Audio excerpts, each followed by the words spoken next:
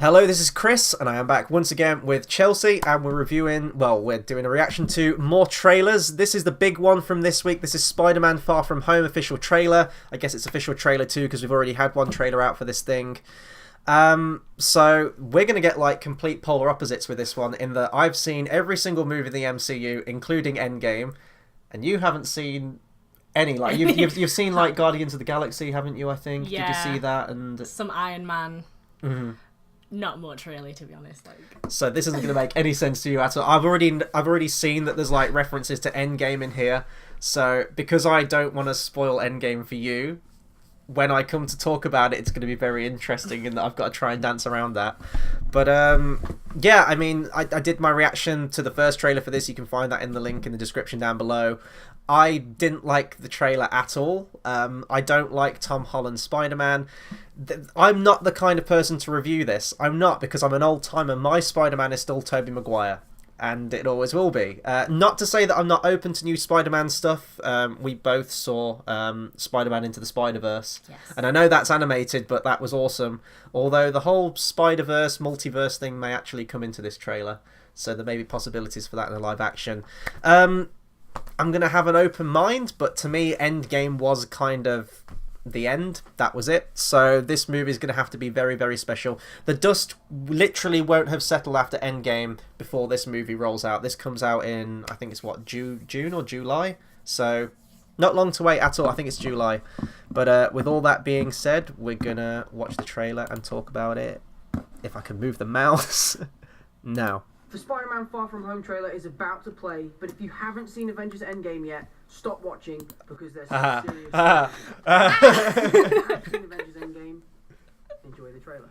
Oh, okay, this is going to be fun. Everywhere I go, I see his face. Oh, right there. Shit. Yeah, I miss him too. I don't think Tony would have done what he did. He went away on holiday. You were going to be here after he was gone.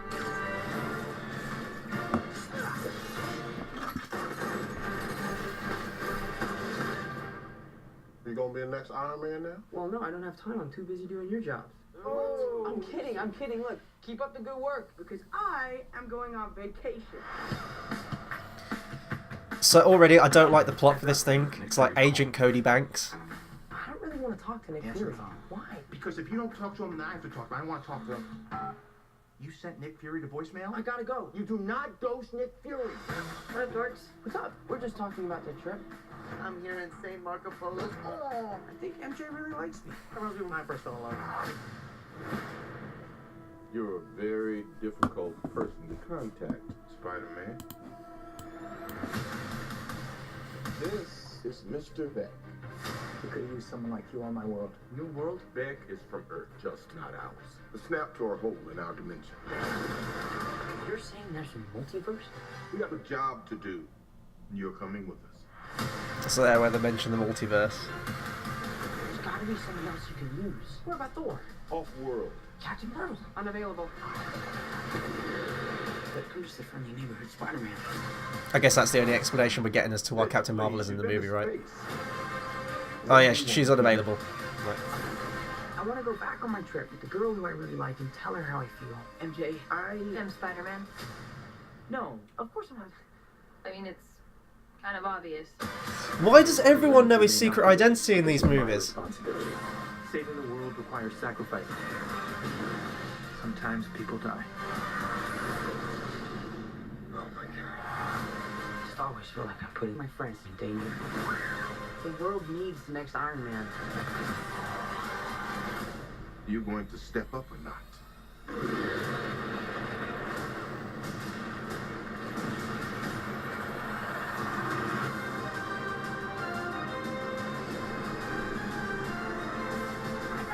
Out of here! Get on the jet! Who are you? I work with Spider-Man. You work for Spider-Man? I work with Spider-Man, not for Spider-Man.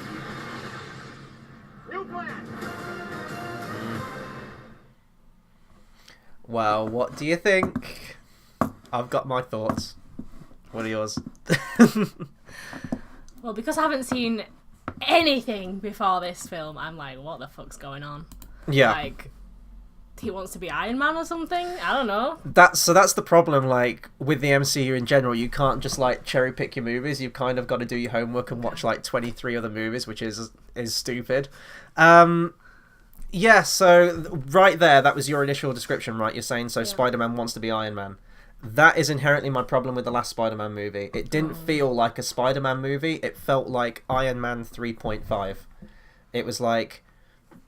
It is literally that your idea right there is that Peter Parker, he looks up to Iron Man, he looks up to the Avengers, he wants to be one of them, and he's sort of like taken under Tony Stark's wing, and he's like training him up, and he gives him like the technical suit and it feels like Iron Man. It does feel like an Iron Man movie, and there was like one moment in the movie in Spider-Man Homecoming where it felt truly like a Spider-Man movie. It didn't feel like a standalone Spider-Man film. This one, would you say this feels more of a standalone? But even then, you're saying there's like a lot of references in there to Avengers and still harkening back to Tony Stark and everything like that. Definitely. It's not an isolated film at all. No way. I just... Yeah. So no idea. What's your history with Spider-Man? Have you seen like the original trilogy that came out with Tobey Maguire? Yes, have you I seen have. that? Yeah. So that's as far as it goes. Right. But like that seems like worlds away from where we are now. Like you're just like, what the fuck's going on? So I mean, you haven't seen Captain America: Civil War, you haven't seen Homecoming, you haven't seen Endgame. What are your impressions of seeing Tom Holland as Peter Parker Spider-Man in this? Without my influence, like, this is your opinion. Like, what do you think? No, he doesn't do it for me. Like, I prefer Tobey Maguire just because that's the first time I saw Spider-Man in human form, or whatever you want to call it. And yeah, that's what does it for me. I don't know. This is just some kid who, like, he just looks like, I don't know. He doesn't look very distinctive. Like, he's just like some guy. He could just like be on the back of the bus like one day, like you just not noticing. But I guess that's probably point is of Spider-Man. Like, you're not gonna notice that he is like this superhero kind of guy. Like, woo. But I don't know. No. I hate Mary Jane in these films.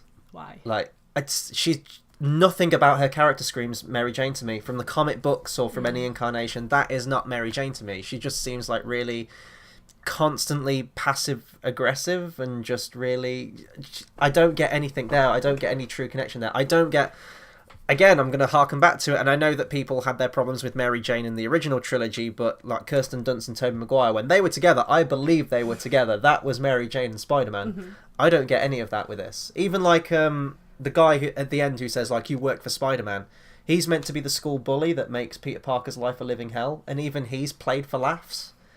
You know what I mean? There's just, it's the little things. Like, Aunt May knows that her nephew is Spider-Man. Now Mary Jane knows that he's Spider-Man. And apparently everyone, his best friend at school knows that he's Spider-Man.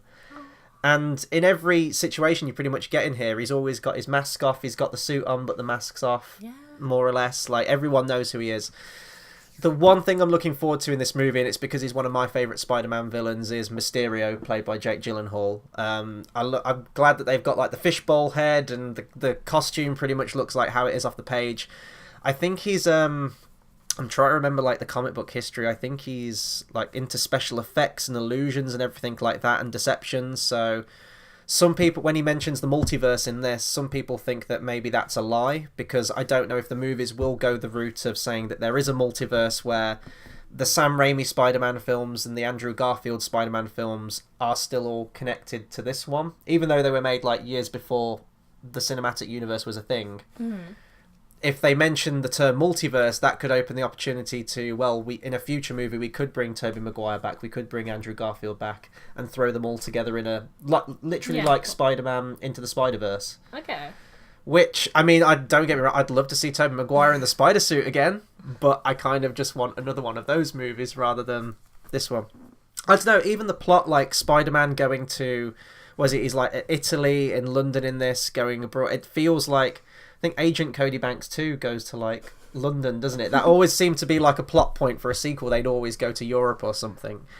And just seeing Spider-Man in that location is just weird to me. Like, he's always meant to be in New York. There's a lot of freedom of stuff you can do in New York, and it looks visually like more like Spider-Man to me when he's in New York. So I don't know how I feel about that.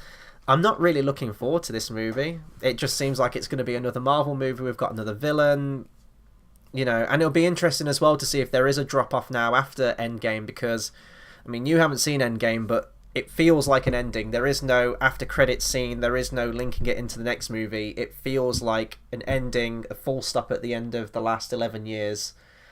And now, 2 months later, we're continuing it on. I don't know if many people will go and see this film, or if people are going to call it quits after Endgame.